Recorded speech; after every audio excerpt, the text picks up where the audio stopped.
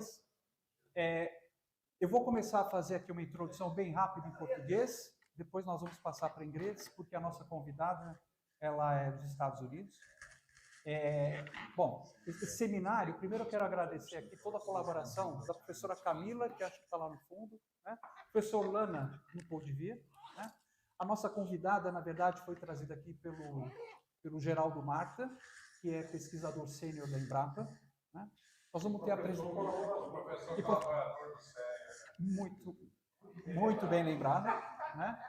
E será professor também de outro programa de pós-graduação a ser anunciado no futuro breve. Né? Nós temos aqui também o Cícero, é pesquisador da FGV, falei adequadamente?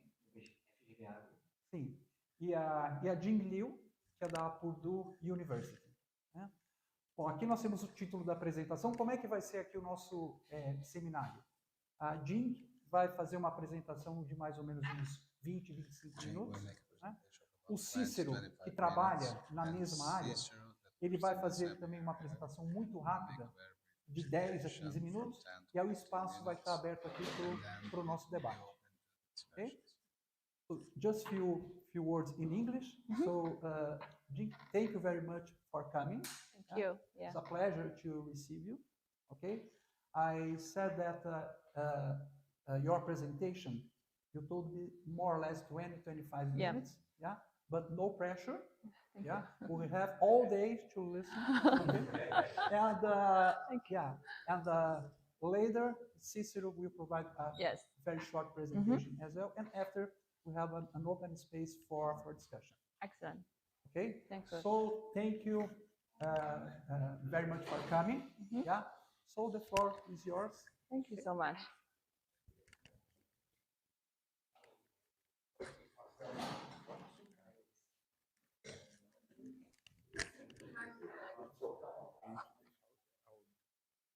Eu ofereci para ele a palavra. Bom dia. That's the only thing I can say very well now. So I have spent a few days in Brazil already. Very nice country, and thank you so much for your hospitality. I enjoy the city and the university very well.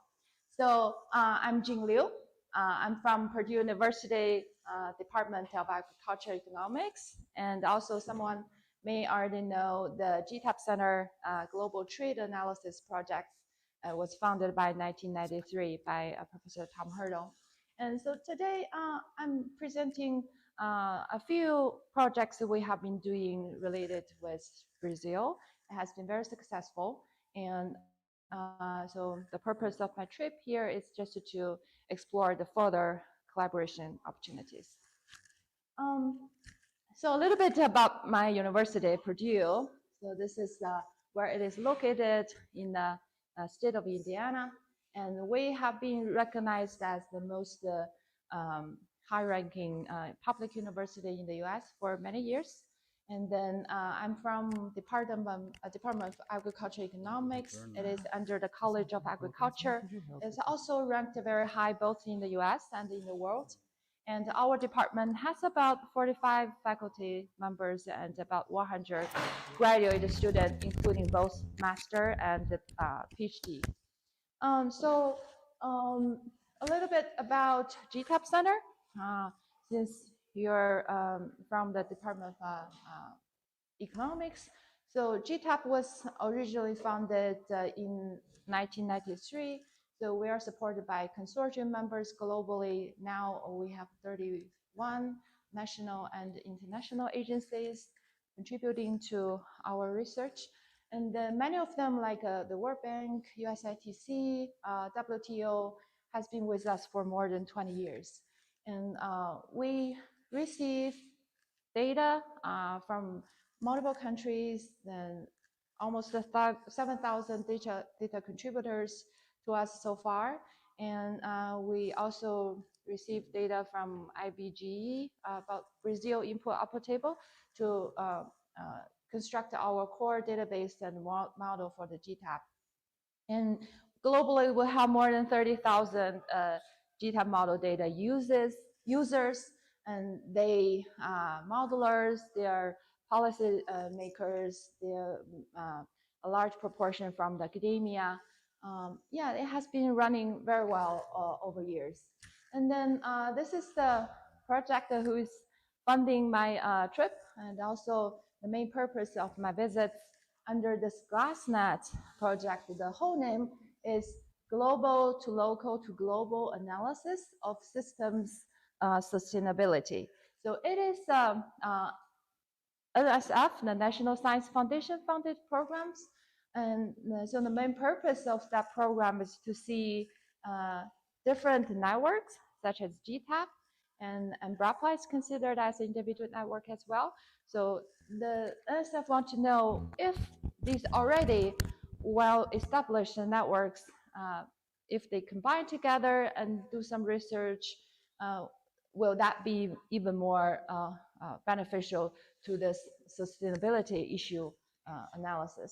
So that's why I'm here. So initially, this Glassnet was founded by only 3 agencies like GTAP, Natural Capital with the Stanford University, and Quasi is the International Institute of Hydrologists.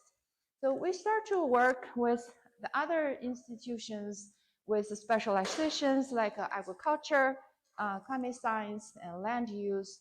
And then the more recent test bed networks, including Embrapa from Brazil, and I'm also leading another project with China, the Chinese Academy of Sciences. So this has been very successful and lead me to this trip to explore more with the collaboration opportunities. And what we do for the Glassnet is we do impactful research. I'll show some of the examples we published so far. And we do international collaborations like what we did with European countries, with Brazil and China. And our research follows interdisciplinary approach. So I work a lot with climate scientists, hydrology, agronomists, and we also do training and education. I'm leading a short course. I'll show some slides from the past years, and we hope to do more about stakeholder engagement. Like when I came to Brazil, I visited different offices with Embrapa and the universities. I think those are very good signs of future collaboration opportunities. So these are some samples I put together, just a small collection of what we have been publishing in the recent years.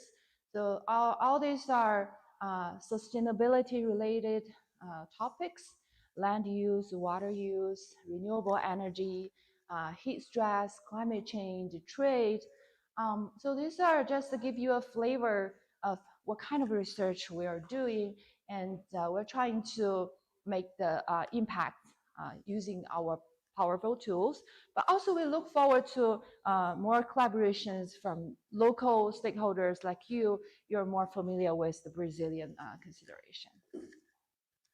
Well, I said we do training as well. So this is the Simple G short course. I have led since 2019. We have already had 3 offerings in the past. These are the participants from each course. So in 2022, I had quite a few participants from Brazil. And the course, we're publishing a book for Simple G model, so which the main tool we're using. I will talk about it later. And so by the end of the year, we will have a book with all this model data free, available for everyone, open sources, and you can download the model and replicate the results in the book chapters. Each individual chapter is a publication appear in the previous slides. And then we are running another short course in 2026. So basically 1 course every 2 years. If you're interested, go to the website and find more information about the course. But today's talk, I'm going to use this. I'm sorry about the scale. It should be railway expansion and the Brazil soybean exports. So this paper we have been working with Ciro, with Ciro, and some colleagues from GTAP, Tom Hurdle and Jen Wang. He's now a postdoc in our university. So this is the first application about Simple G Brazil, and this research has been funded by FGV, Embrapa, and SAF, Purdue, so I acknowledge their financial support. And this is basically shows where the soybeans area are located in the US and in the Brazil. So this is where I'm from. It's in the heart of Midwest, and we call it a corn belt or heartland. So it's a traditional corn soybean producing area in the US. So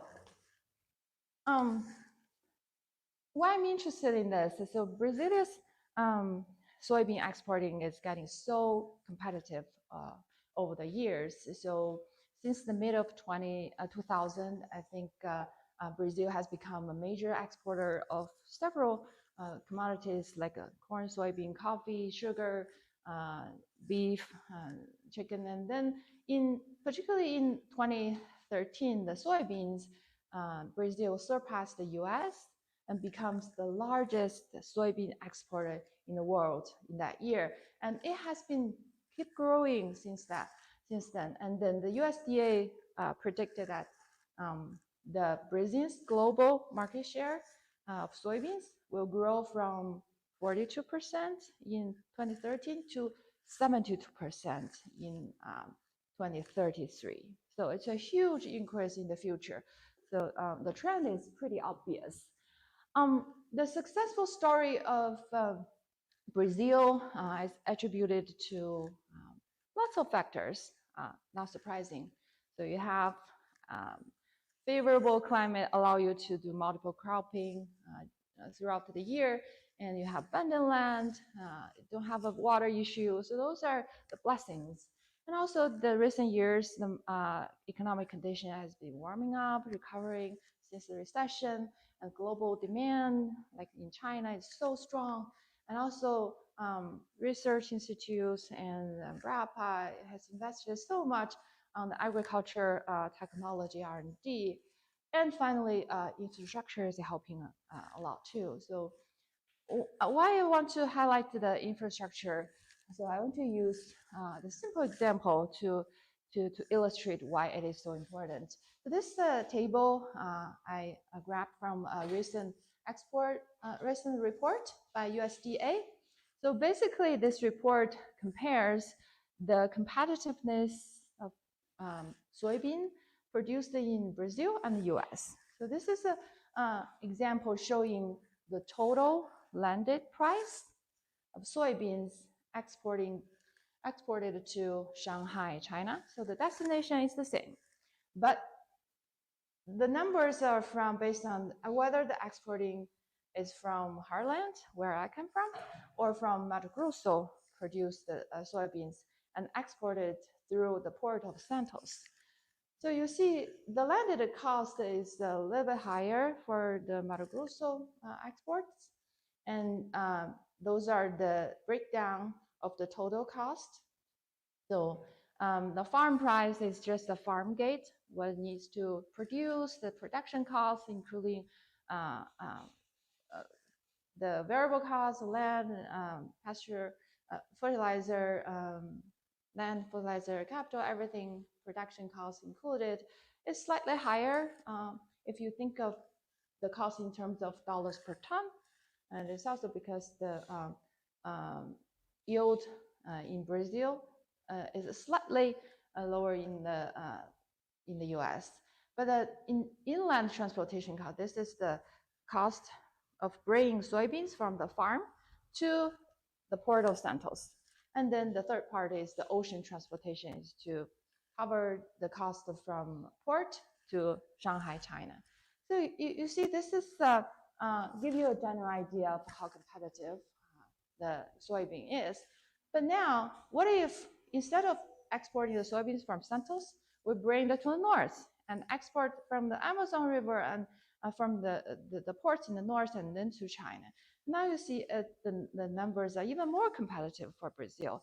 It's break-even with the heartland exports. And notice that we didn't change anything about production cost. It's totally come from this $25 per ton reduction in terms of a domestic transportation cost. So this gives you an idea like why this piece of cost driven by the domestic transportation is so important. And this leads us to study this National Logistic Plan, or PNL 2035. So once I got here and presented to the Brazilian people, then I realized, oh, not every Brazilian will know this plan very well. So what it says mainly, by 2035, the country would like to plan to extend the length of the railway by almost double, so 90% by 2035. The railway is only minimally affected because many places are already well connected. And so this map just shows the network of the transportation railway. The gray lines you see here, those are the existing railways, concentrated mainly in the southeast. And the blue lines are the, we call it low extension scenario. That means the project's already started, but haven't finished, but it's already working on us. And then the high extension are the green lines, where the projects were included in the planning, but haven't started yet. So by 2035, if all those planned networks are realized, so I put in rail, so and then those places will be connected. Like I was in Palmas a few last week, so there will be one goes through Palmas and to the north as well. And also look at Mato Grosso. It'll be well connected by this cross to bring the soybeans either to the south or to the north. So the question we're interested in is, so if this, of course, is not in practice yet, but if the whole plan has been completed and then we got this overlay of transportation network with the production intensity, so how will that railway extension will impact the production of soybeans and the land use and also some carbon emissions potentially? So that's our research question. And then for the time of sake, I will skip the technical details. So we published the paper already. You can find it online. And then we have the appendix documenting all the technical details. But I want to spend a few minutes on the results. The first results is to look at the change of transportation costs. So this is before, this is after. So before, you see, we calculated basically for each individual grid cell, it's about 8 kilometer by 8 kilometer. If you produce here and you want to transport it to any one of those 13 ports along the coast for exporting, and what is the cost of bringing your soybean to your ideal exporting port? So in Mato Grosso, you see the cost is on average about 80, the range about 80 to maybe more than $100 per ton. And the cost is lower, of course, in the southern part, not only because the shorter distance to the port, but also because the more connected transportation networks we show previous slides. But after the railway expansion, you can see this is the transportation cost reduction. This is the reduction in terms of dollars per ton. In Mato Grosso regions, you see a lot of dark blue. So this is about the range between 25 and 30. So well consistent with what the USDA report says about reduction on average, Mato Grosso $25 per ton. So this gives the Mato Grosso region particularly a lot of advantage to become more competitive in the future. And this cost of transportation will be translated to the change the spatial distribution of transport flows. As I said before, if you produce here, which port do you choose to direct your goods to? So previously, you see this is before and after again. So previously, you see a lot of light blue here indicates Santos. That means the production happened here will ideally bring to Santos and export from Santos. But after that, you see how quickly the Santos region is shrinking, because now it got more options from the blue or from the green. Also, it doesn't have to rely on the only existing network to bring it to Santos. And Mato Grosso as well. You see those pink area and the orange area is growing so significantly compared to previous. This is because you have previously it doesn't have anything here, but now you have the railway, multiple railways additional to bring them to number 4, that is Macarena. So be able to transport from the north, as I said in the previous table. So this gives you an idea how this transportation will change the production and the logistic flow. But it also has some effect on the land use change, because now the Mato Grosso farmers will be more profitable because they have more advantage in terms of higher margins. So farmers have more incentive to produce more soybeans. So you see this, the land use change after this logistic plan. So the pink area just indicates we have more land there. And this is just give you a flavor of how that could change the production pattern. And of course, it has some emission implications, because the railway naturally has lower emissions compared to the road transportation, but also the overall emission impact will be like negative, not just become from the shifting of the transportation mode, but also comes from the land use change. So imagine you have this shifting balance between land use between Mato Grosso, Cerrado region, and the south. The south may have some land spared and converted to some other vegetation types, either pasture or natural vegetation. So all those will have some additional carbon sequestration effect, but depending on the fate of those land can be withdrawn out of the farming. So depending on the sequestration capacity of those vegetation type, it could easily make the whole project carbon neutral.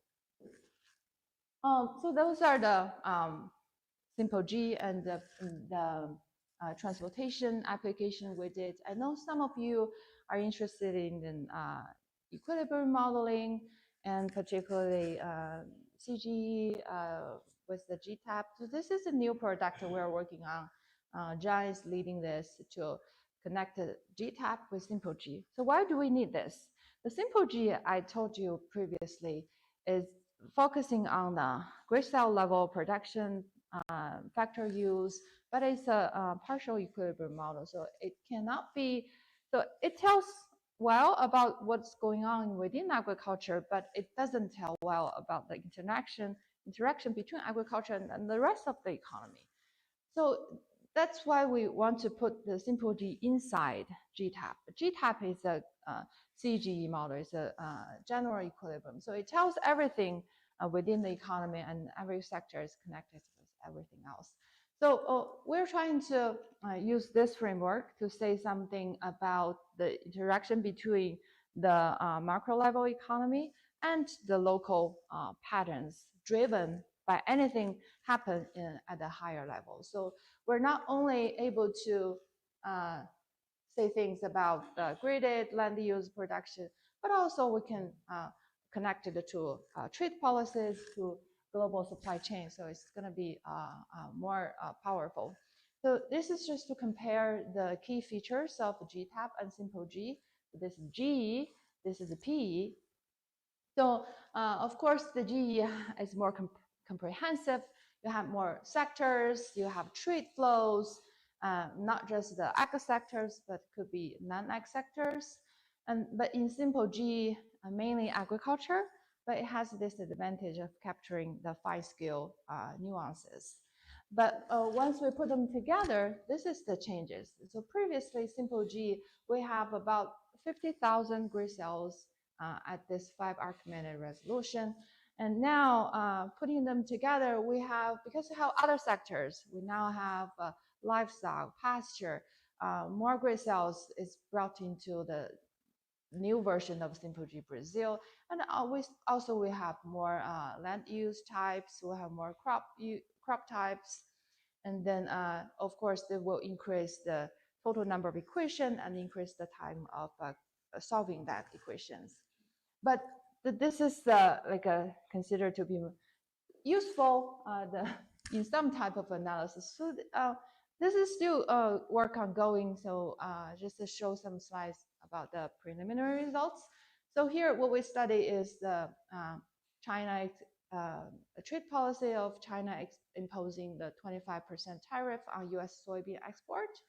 So because the U.S. soybean is becoming more expensive due to this tariff, so China could switch to Brazil for the imported soybeans. So these are the induced land use, because now Brazil soybean become more competitive, then you see expansion of oilseeds production.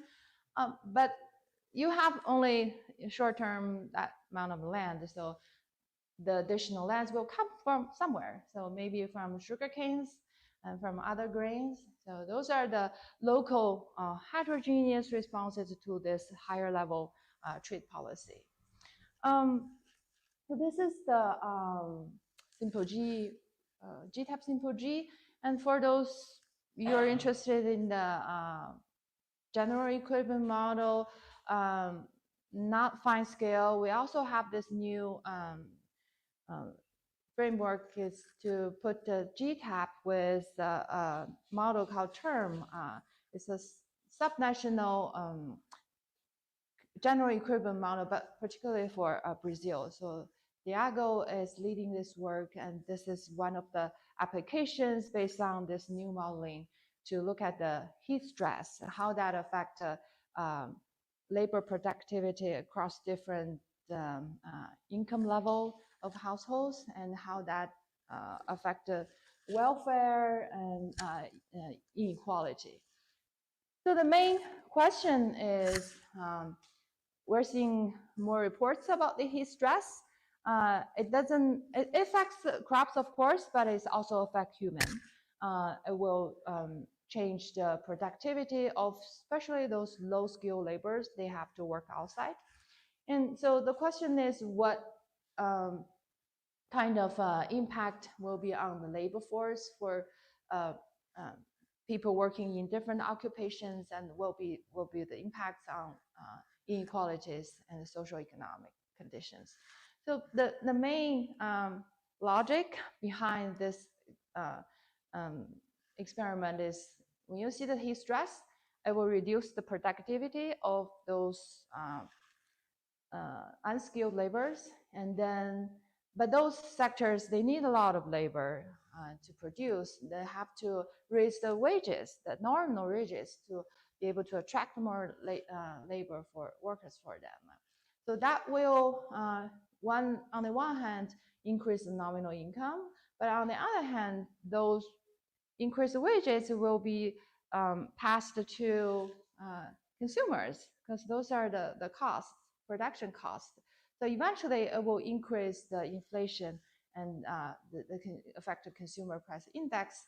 So even though those unskilled workers, they receive more nominal wages, but they're also facing higher price. So eventually their welfare is not necessarily increased. But what's happening in this sector also affects some other sectors, not just the high skill. So this is the changes in nominal wages and the impact on CPI and real consumption by different type of occupation and different levels of household income decile. So this is a higher income level, and this is lower. So the main message, as I said previously, like the nominal wage is increasing for those unskilled laborers, but not necessary for this, because they're less affected by heat stress. But overall, this nominal wage increase will change the CPI, and this affects the other group as well. So eventually, in terms of welfare, real consumption, it goes down. So that's the main logic. So, and we're also able to see spatially how this impact varies by different location, like a north and northeast and south. So this gives you a, so previously, if you don't have this tool, this will be one color in GTAP.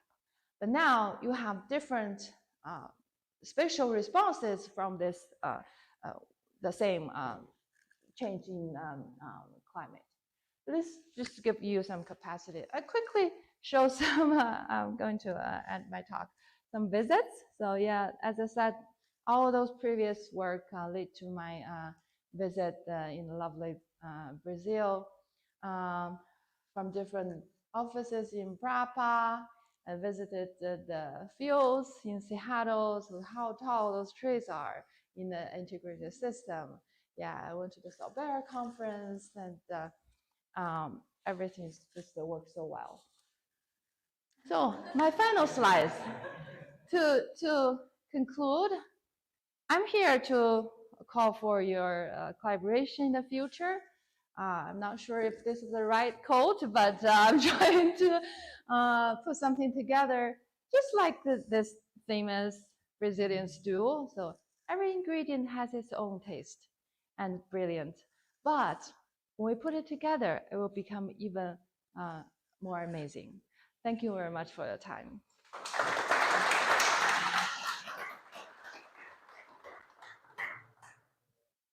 Thank you very much. Thank you. Presentation. Thank so you. We'll move fast to systems.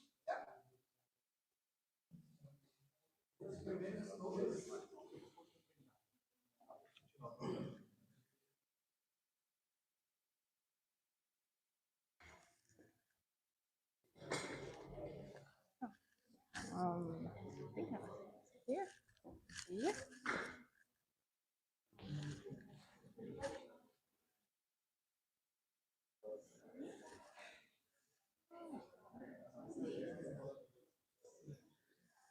I sit behind, like, having a hard time to read from here.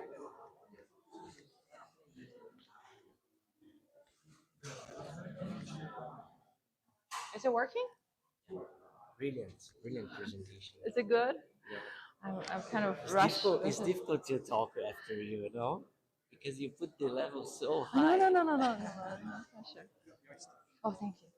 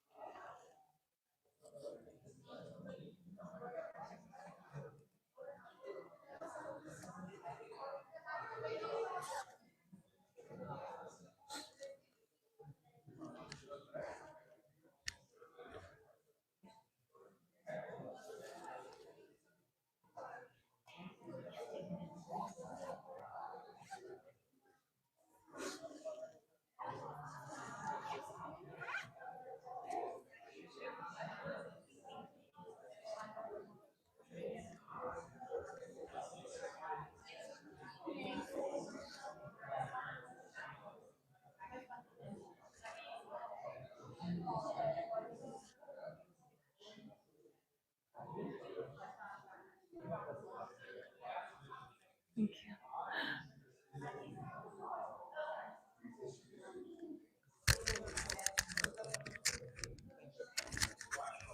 Você põe lá na frente.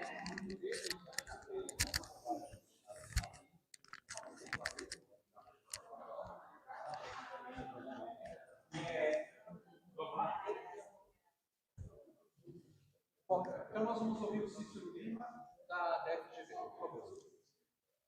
Bom, eu vou falar. Sorry, Jing, I speak some words in Portuguese first. So, obrigado pessoal por me receber aqui, é um prazer.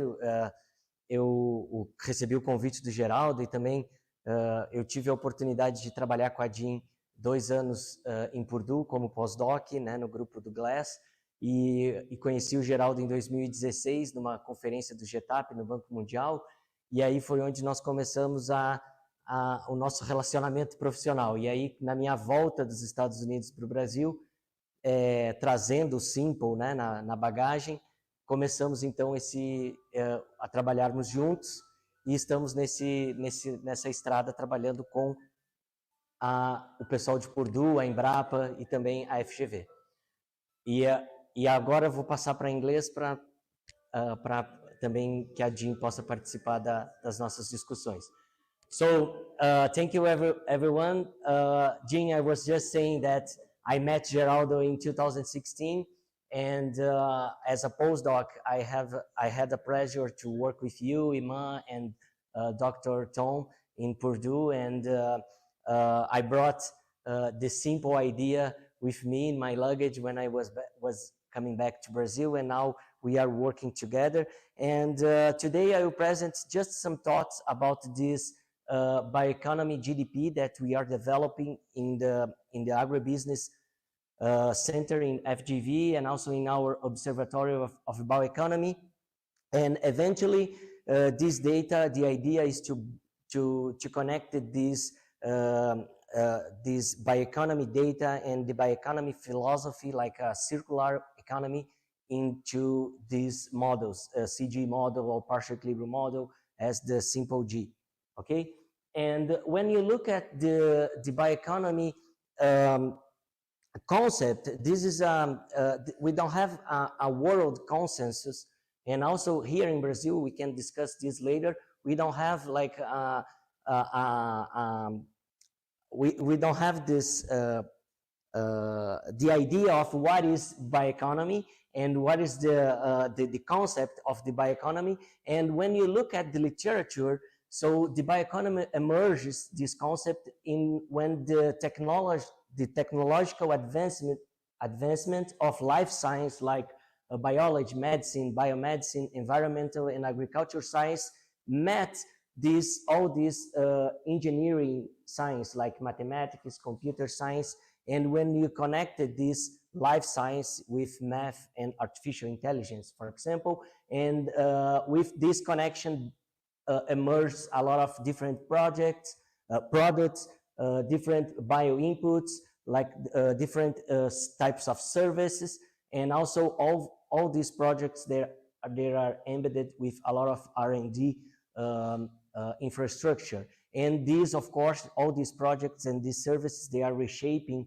the way that we can produce and use our inputs and connected in nature in our economic activities. And of course, when we link this biology with economics, this is different across countries, because the biodiversity that we have in Brazil is different from, for example, the biodiversity that China has, or the guys in Southeast Asia, like in Philippines or in US, in Canada. And of course, the concept of this bioeconomy is defined by the nature of the resources that each country and each region has, okay? And as I mentioned, there is no consensus of this definition, and already over 40 countries already developed their own strategies and their own concept of bioeconomy. And one thing that literature agree is that the bioeconomy is a cross section in different sectors in different economies. So you can see bioeconomy in agriculture, you can see bioeconomy in services, you can see bioeconomy in industry.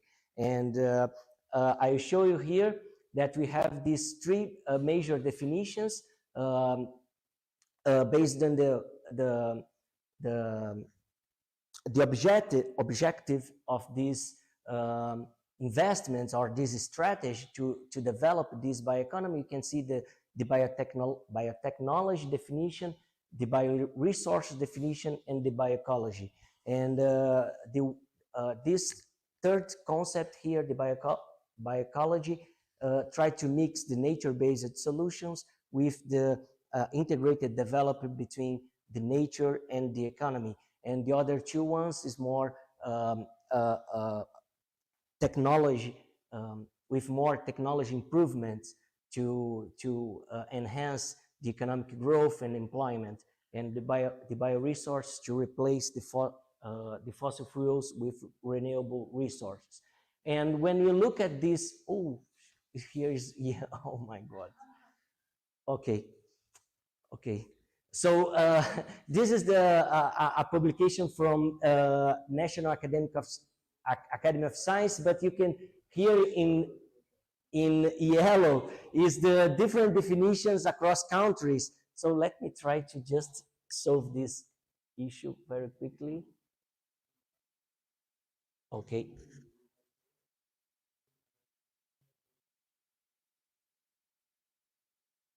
Okay, I don't know why this happened.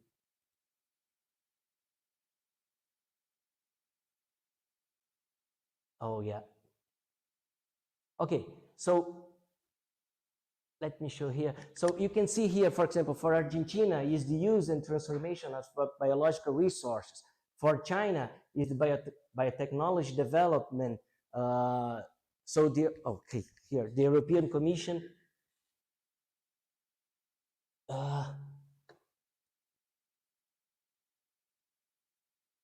because these guys, they are important.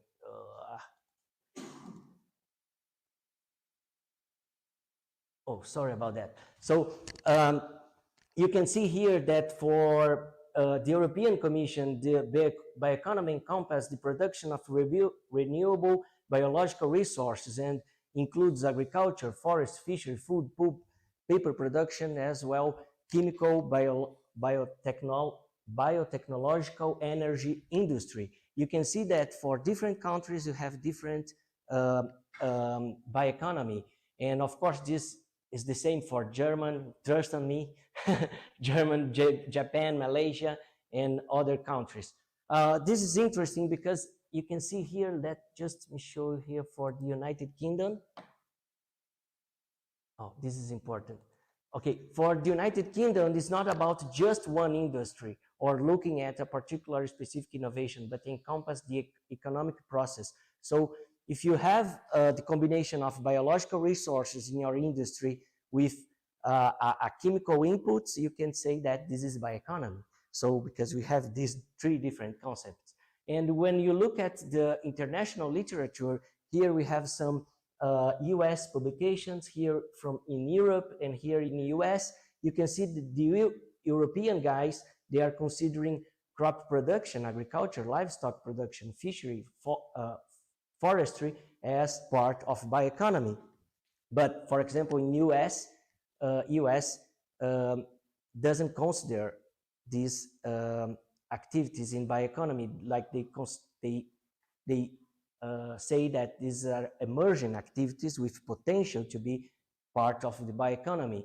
And when you look at here, also across different countries in Europe, so almost all of them considering fishery, pulp and paper, renewable energy, wood products, and for example, parts of transport, hunting, water supply, and you can see here other also, for example, the pharmaceuticals industry and parts of plastic and rubber, textiles, and furniture manufacturing.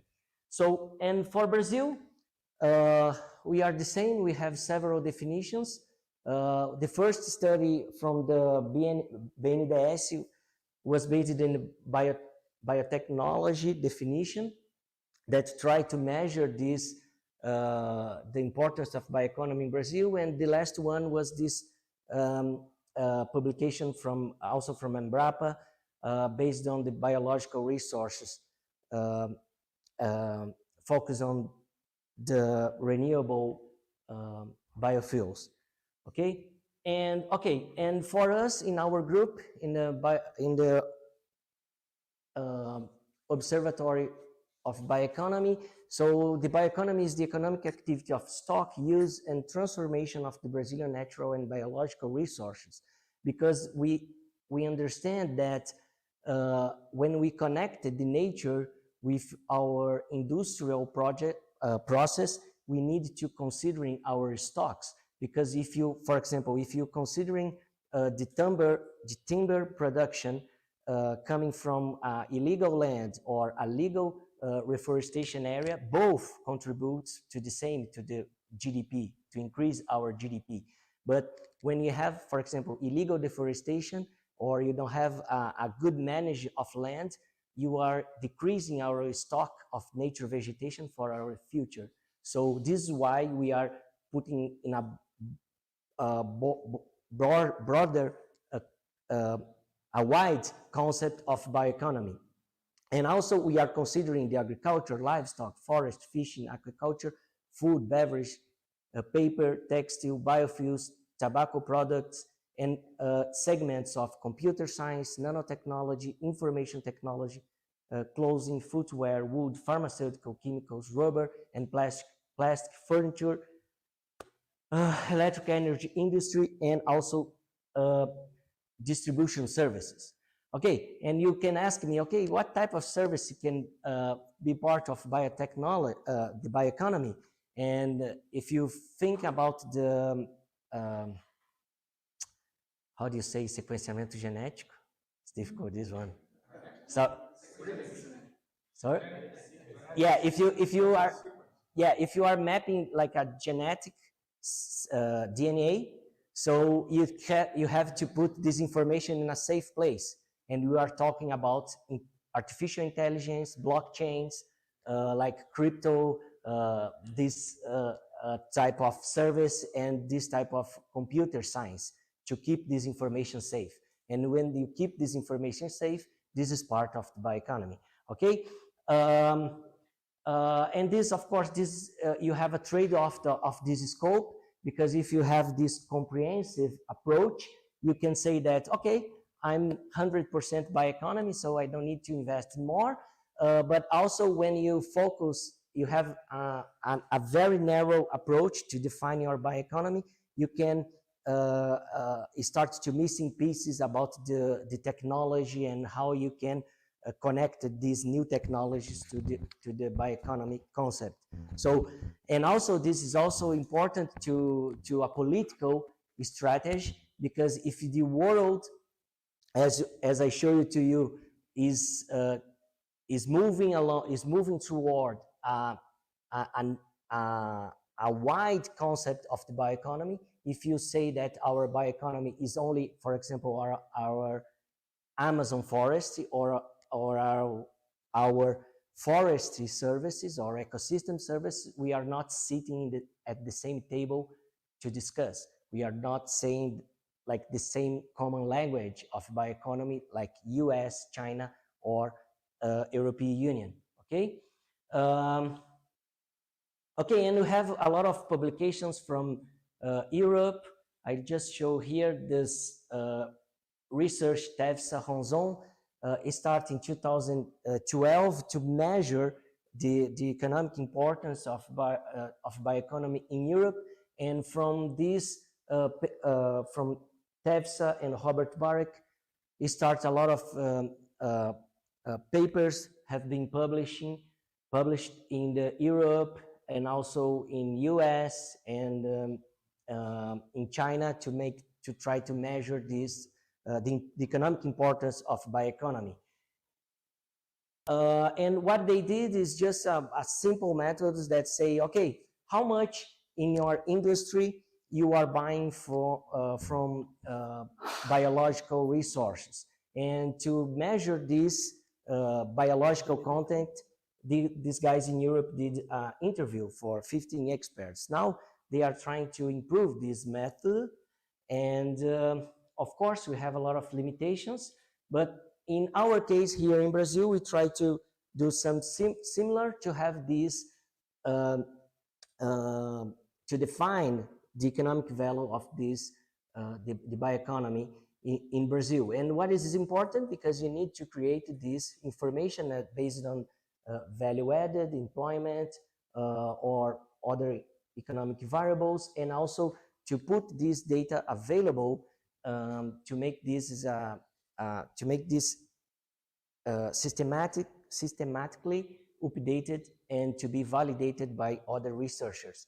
So and also to build a strategy, because you need to know what is the size of the challenge. Okay, and what we did, we started to define our 100% bio-based activities based on the Brazilian reality, and also combined it to the international literature. And we defined the agriculture, livestock, forest, beef, poultry, as I mentioned, as our 100% bio-based activities. And when you look at here, you can say that, okay, this is the agribusiness. Okay, go easy, that I can explain the differences. So here we have the economic sectors, and here is the products. And we are, of course, defining the agriculture as our plant-based bioeconomy, the livestock as an animal bioeconomy, and the forestry is our forest bioeconomy, and other industry like beverage, tobacco, sugar, meat. This is our bio-industry based on the literature. And also to define the other activities, they are some parts of their activities. They have this share of bio-based content.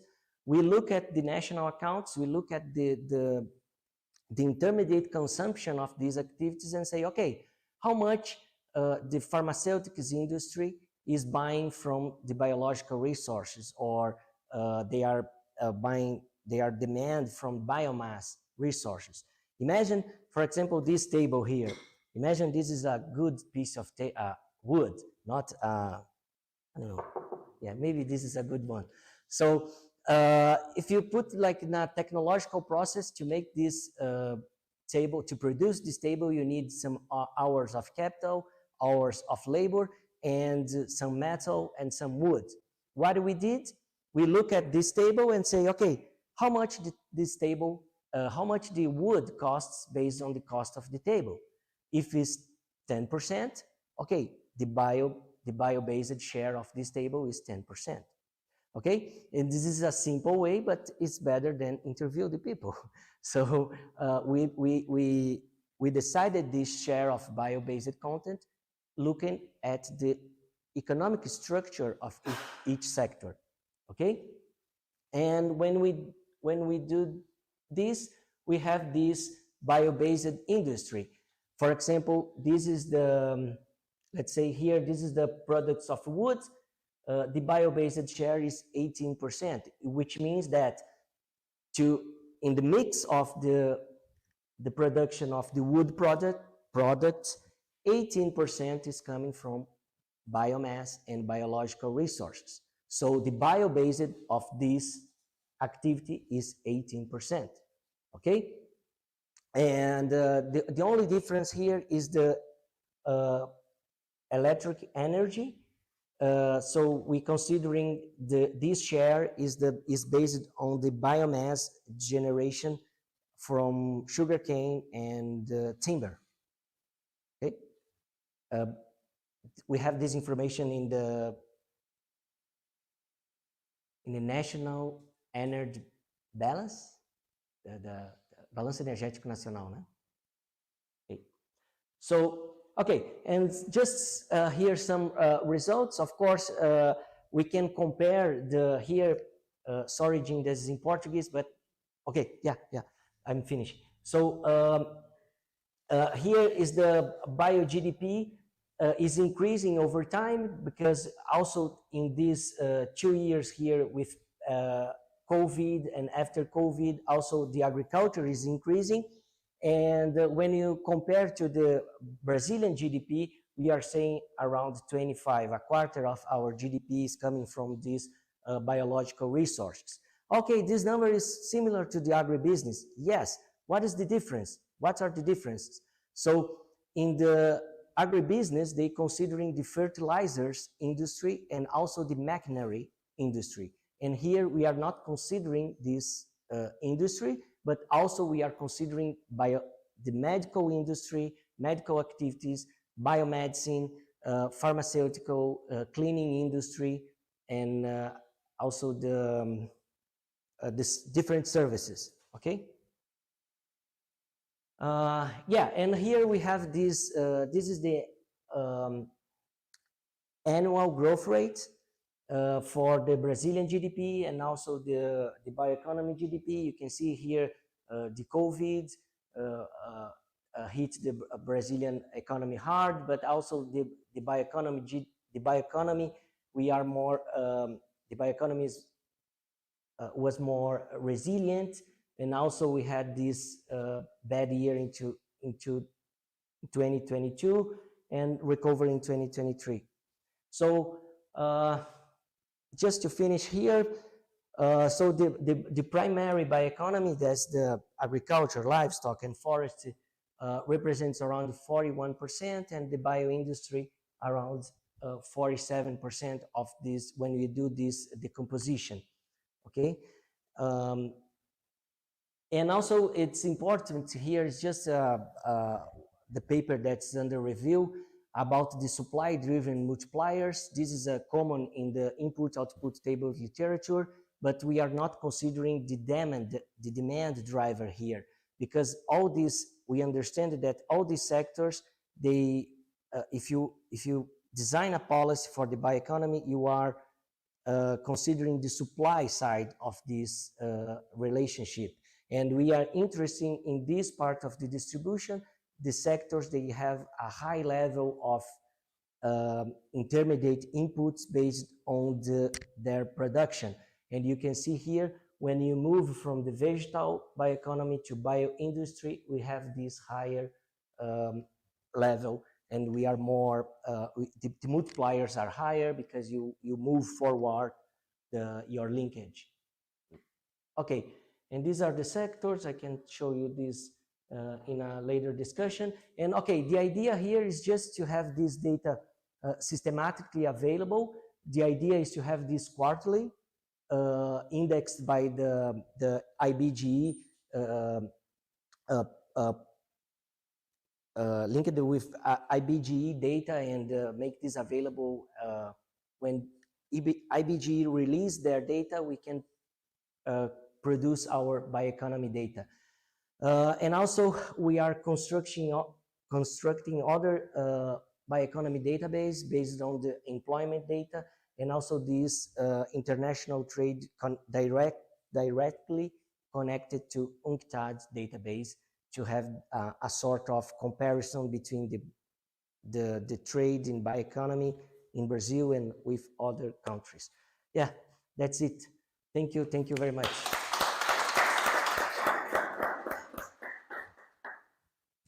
So thank you very much, Ciro. Wonderful presentation. As I will invite Jing and Geraldo, please join us in the table for a short debate or discussion. So we understand, of course, that many of the issues, yeah, that were presented by Jing and Cicero are in the agenda in many of us: agriculture, bioeconomy, yeah, energy, yeah, the case of land use, of course, all these things. We are talking about impacts on economy, on environment, and so on. And as well, many of the issues, yeah, is regarding to the methodology or to the methods, yeah, that many of us work as well. So it is open for questions, for suggestions. So please, if anyone wants to show your table about the price. The freight. Yeah. Yeah, give me again your stick. Sorry. Is it possible to you need a presentation? Better. Okay, I think I got the numbers on top of my head. So go ahead with the question.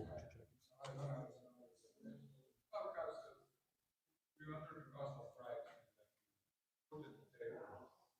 What are the units? Oh, the dollars per ton. Like the 400 something. Yeah. Dollars per ton. Yeah.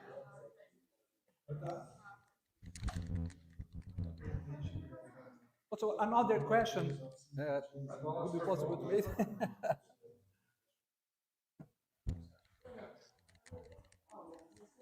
So, Jing, please, can you, the last one? The last one. The last one.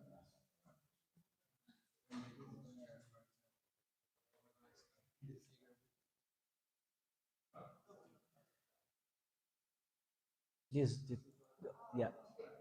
These ones, Yeah.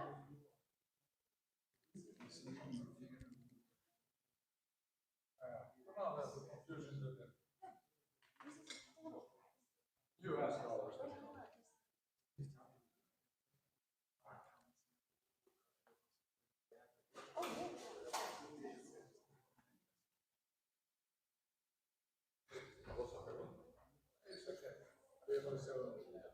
So, Professor Gori, please. US.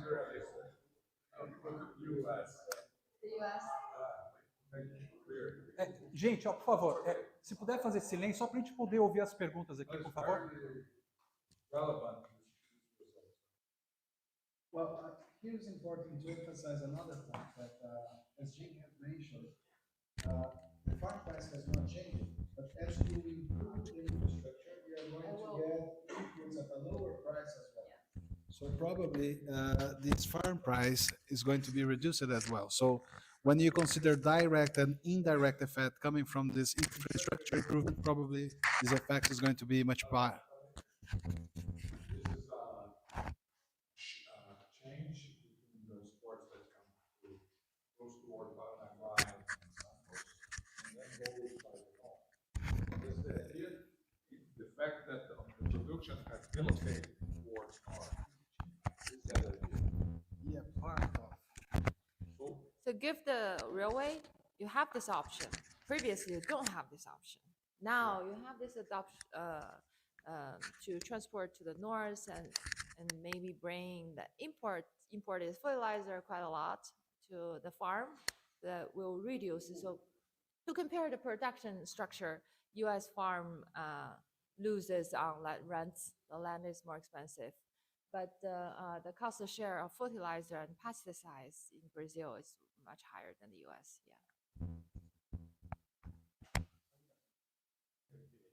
Yeah. Congratulations to Jing and Cicero for the great presentations. Jing, I have a question related to the impact of the improvements in infrastructure on environmental impacts. If I correctly remember, you show a graph showing that we expect a reduction in deforestation.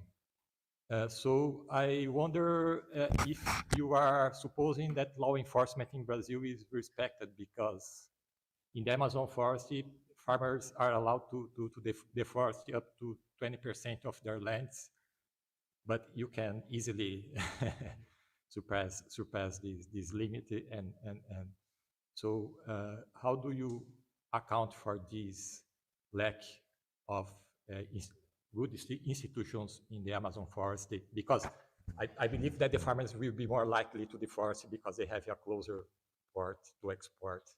So the cost will be lower for them.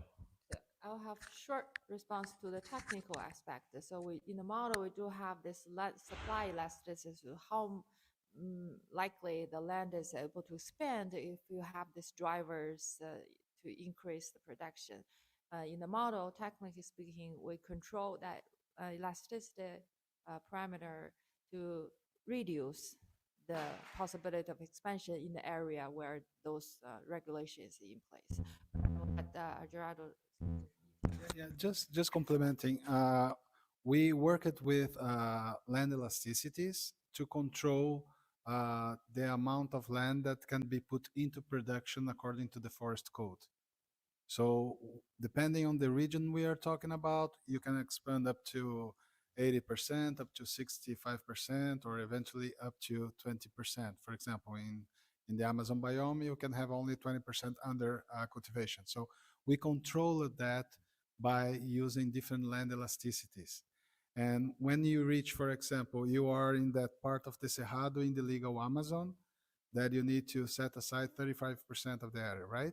In that area, when you reach 35%, the model is stuck. You can no longer expand land in that area. So basically it's that.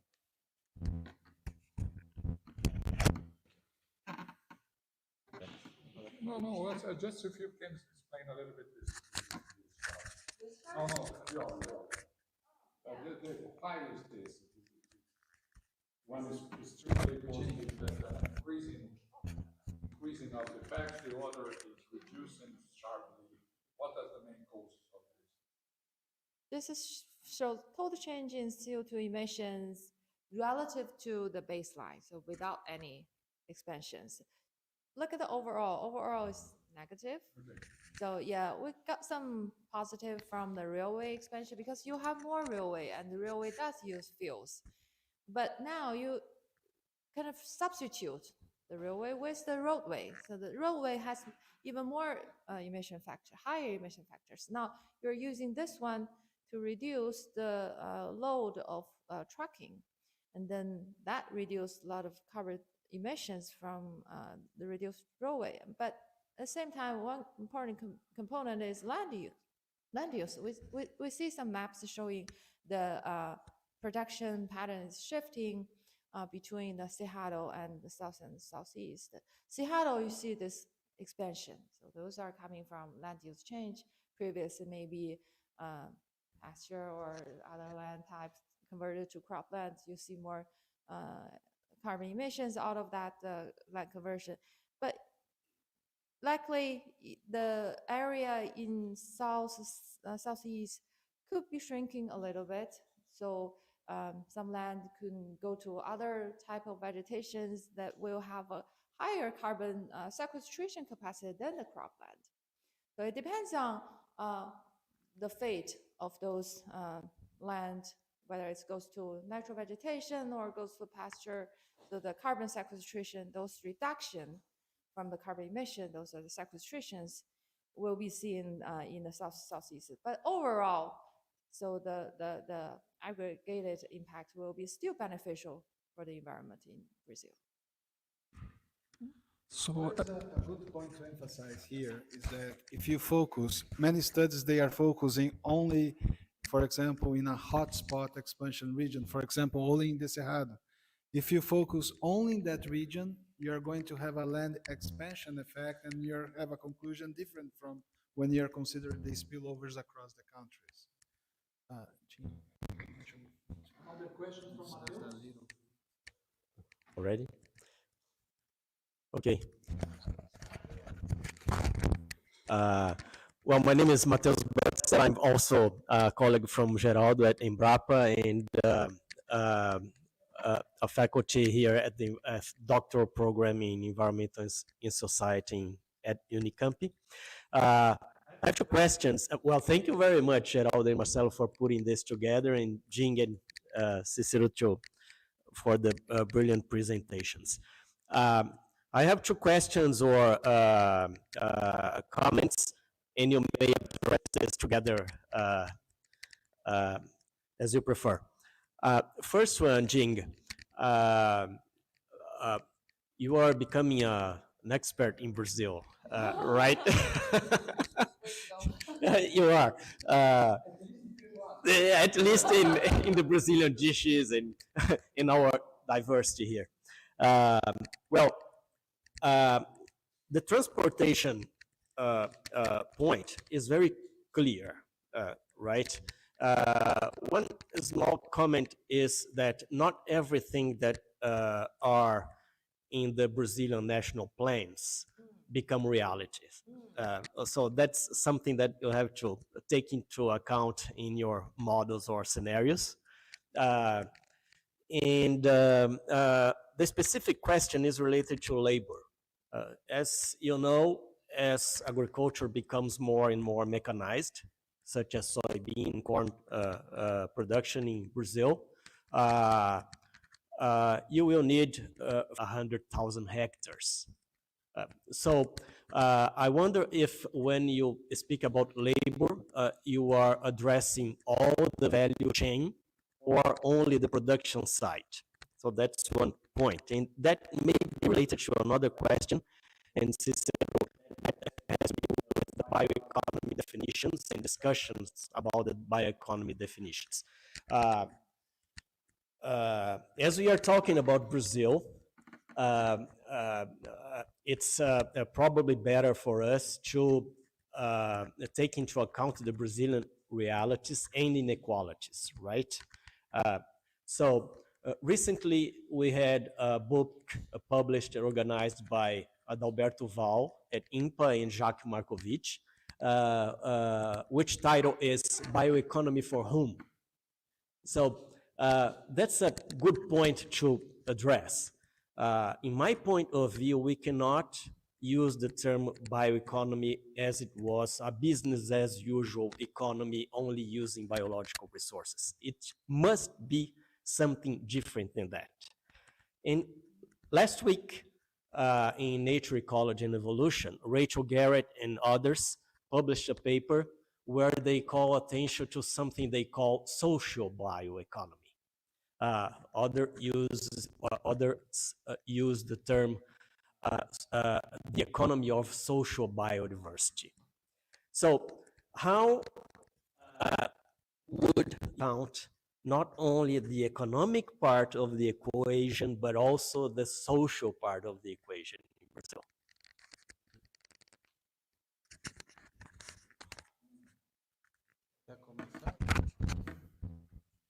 Labor. I'm very interested into it. Actually, we do have scenarios in this paper to differentiate the labor mobility at high level or low level. So normally the results will be if you have more higher labor mobility, the responses will be lower, and the vice versa. So in this case, from my discussion with other people, they do see farmers moving to the Central West to because land is cheaper there, they can scale up easily. And there were some other Brazilian economists, they're showing those migrant labor, they're not just bringing labor force, they're bringing the know-hows, the technology, the production information they have been know very well from their operation in the South probably. So for now, we consider only the labor involved in agricultural production, but now the other, like the whole supply chain. So, so that's why we want to work with labor economists to add more about labor and the migration into this type of work. Feel free to put me in connection with whoever knows this best. Okay, thank you, Matheus, for your question. So, yeah, I completely agree with you. So I think that we should considering the socio-economic part of this metric, and yeah, we have a lot of problems here, and not problems, but barriers to get to evolve. So because this metric is based on GDP, and GDP is a synthetic index for the economic growth and development. So it's a flow indicator. So we don't have stocks in GDP. So and also we are not considering these inequalities in GDP. So when we are develop this metric based in GDP, we are bringing to us the same problems, the same limitations that we have in GDP.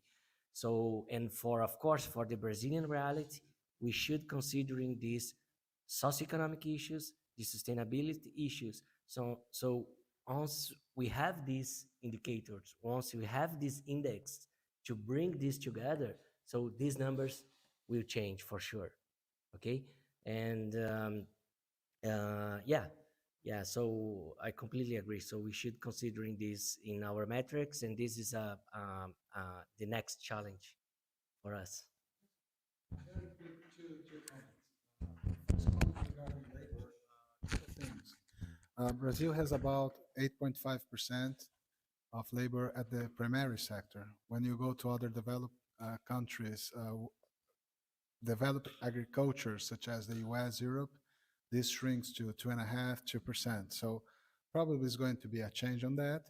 And this factor mobility Jing has mentioned, we are not going to be exactly able to capture using a partial equilibrium model. Because of that, it would be great to have this linkage to the general equilibrium model, because then factor mobility, for example, out from agriculture to other sectors, we are going to be able to capture.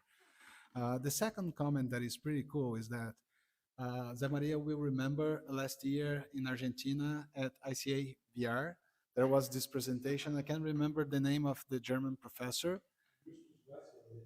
No, was not Justo, was the lady. And then she presented a perspective of the bioeconomy regarding the prophet and the wizard.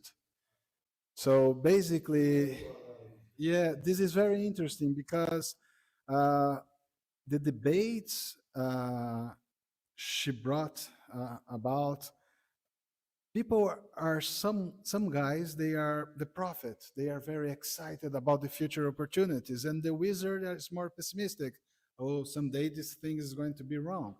But in Europe, they are already questioning some of the potential benefits of the bioeconomy, because they're saying, okay, you're saying this is great, but this great never arrives. So, Mateus, this is the point. People are trying to put their mark, my name, my definition. I'm cool with that, I'm okay. But we need to look to the broader pictures, because some of the promises of these promising economies, whatever you want to call, eventually they are not realizing. And many people, they are get insatisfied with that. And this is fueling again the debate on land use change, direct and indirect. And again, comes to our talk before the seminar. We need to have ways to model this adequately. And the last quick comment, Don Hurtel used to say that models are like horses. Each horse has its function, as each model has its function.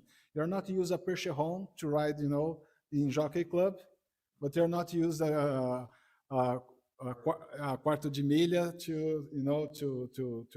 to pull a chariot. So basically it's this. Sometimes we use a model with an objective. Because of this, it's very important to have this clear definition. What I want to solve, and then go to the tools, not the other way around. I have these tools that solve anything. And because of this one, the new trends, the one has been explored at Purdue already, is to connect different models. So with that, we can increase, we can expand our capacity to evaluate many different things. Okay, only to check if I understood properly. You showed a map if the PNL 35 happened in dark blue, the cheapest regions of considering transport. And I saw that, yes, that dark blue region in the east of Rondônia, south of Amazon forest, is the cheapest place considering transport. So in the end, you said the deforestation would be reduced. But if that point is the cheapest place considering transport, this is the most expensive. Okay. Okay, thank you. The cost reduction. Other questions? No, Mauricio, regarding bioeconomy? So I have one for Cicero. Cicero, I don't know if you have an idea regarding of the size of the bioeconomy in Brazil. Okay, taking into account this metric, I'm wondering, for example, we would use, of course, for example, the number of jobs and so on. But have an idea what is the importance of bioenergy in the bioeconomy in Brazil? Just an idea, because I think among the many sectors that you listed, some of them are related to bioenergy. Am I right or not? I don't know if you have, just curious about the importance of bioenergy in Brazil in the total of bioeconomy. Yeah, this is a good question. So we are considering the bioenergy is the biofuels production, ethanol and biodiesel, and also the electricity generation from biomass, from lenha and from bagasse of sugarcane, for example, as well. Yeah, and sugarcane bagasse. So, and The share in 2023, if I'm not wrong, is around 4% of that number, that big number. From, for example, it's 2.7 trillion reais is around 4% only. Yeah, because the bio industry compares like the food, beverage. It's And a as higher you, number. and as you took into account the GDP or value added, for example, I'm wondering again, for example, bioenergy, the share is not so much, but if you consider, for example, comparison in terms of land use, because for sure in pharmaceuticals, you have a high value added, but I understand probably, the impact on land use would be very low. So I don't know, my question is, it is in your agenda to compare, the importance of other natural factors or other production factors, because of course, again, traditionally use GDP or value added, but other natural resources or other resources as well are important in this discussion. Yeah, yeah, good question. So yeah, so the next phase here, so this is only the economic dimension. So the agenda, the international agenda is leading by the the United Nations say that, okay, each country should develop their satellite environmental accounts.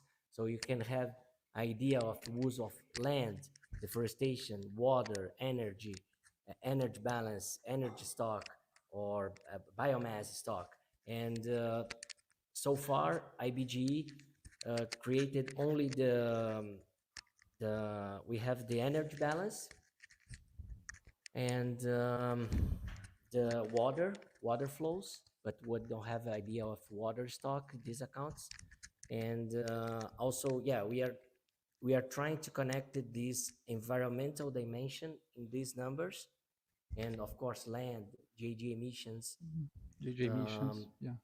and energy and water.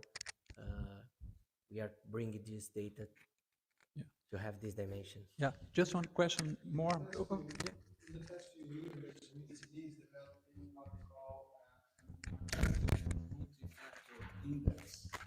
So that you have the traditional GDP and with this adjusted multi-factor index, because OECD doesn't like to say total factor productivity, so they say multi-factor productivity. So they are trying to adjust to the consumption, to negative externalities, for example, coming from the environment.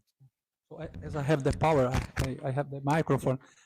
We have here many undergraduate students. So maybe I'd like to listen Jing Li about, for example, the opportunities, or the environment. Cicero spent 2 years in Purdue University. For example, what are the conditions maybe to receive a PhD spend, for example, between 6 months or 1 year, interacting with you in Purdue University. In general, do you receive often receive students abroad? Yeah, we do. We do have those joint program. We have the international program from the Agri College. So that probably will in charge of the MOU between Brazil and Purdue. In the past we received many visiting scholars, and Cicero and Talita one of those. And then undergraduate program, I don't have a lot of information about it, but graduate students and postdocs we do have. Yeah. Maybe it would be something to explore in a short period. Yeah. Happy to discuss. Good. Yep. More questions? Nothing? Purdue was one of the major hubs when Embrapa sent abroad like more than 1,000 students. My name is Marco Lima. Let me ask a question. How dependent is the model, the simple G model on the buyer. I mean, you with one of your transparency, you show that China decided to tax U.S. soybean, and that changed the whole economy. What's going to happen now? For instance, suppose Brazil goes towards the idea, the plan that you mentioned. How about the buyer switch again and say, listen, we have another, how the model will behave on that direction? And let me ask a second question to you. You are talking about bioeconomy, what makes sense, but why don't you use a broader strategy like sustainable economy? Because the bioeconomy seems, I mean, I don't know if we talk with the climate change that we are seeing when you just talk about bioeconomy. Why don't you have a broader strategy? So I see the transportation plan will only add an advantage for Brazil commodities. And then, so now the question is, previously, farmers in Cerrado probably choose to export their commodity because it's more profitable. Now, with this railway, give them additional option of supply to domestic uses as well. So now it's not, I don't see there will be a problem for them to keep making profit.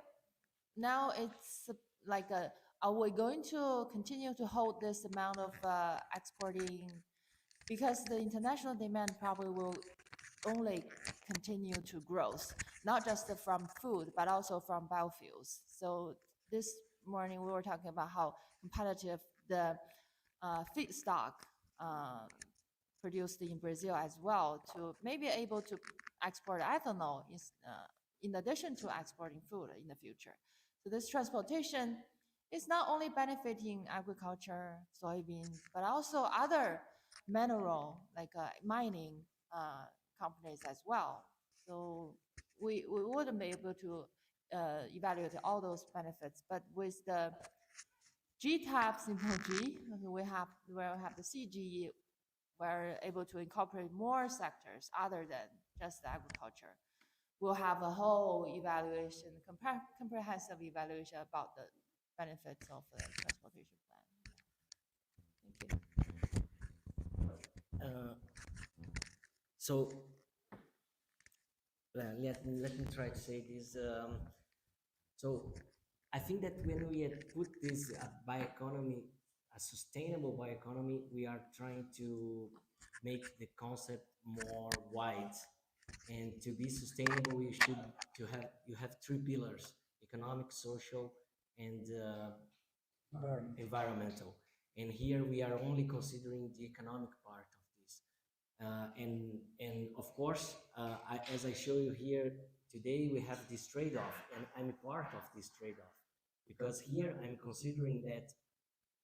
not considering that the sustainability issues of these activities. So I know that, for example, the part of this production, they are not sustainable, but I don't have the metric to measure this. And of course, the acai production, it doesn't mean that is in Amazon forest that is sustainable.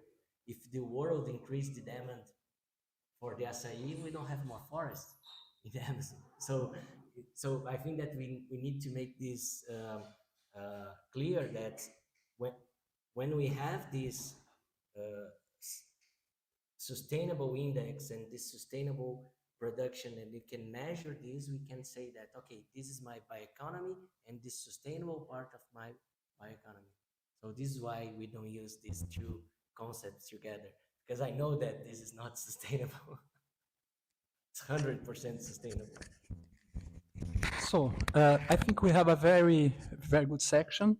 Yeah. Thank you again for Jing, for Cicero. Again, thank you very much, Geraldo, Camilo, to support our seminar. Lan is not here, but thank you. And for everyone that come, yeah, it's a pleasure. And I think we are very, very close to lunch. So good lunch for us. Thank you so much. Have a nice weekend.